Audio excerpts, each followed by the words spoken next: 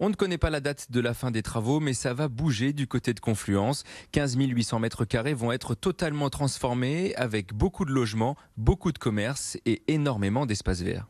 Végétaliser extrêmement fortement le cœur d'îlot qui est en pleine terre, à la fois pour créer un corridor de biodiversité, mais également apporter toute la fraîcheur qui commence à être véritablement nécessaire en été pour rafraîchir les habitants et les salariés de cet îlot.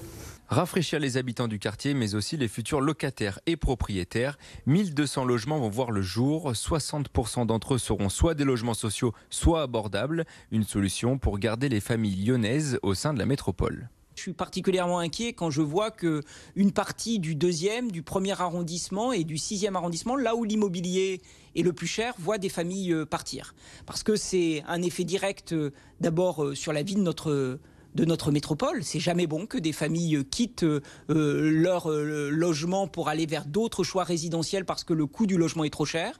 Et puis ça a des effets directs sur nos services publics.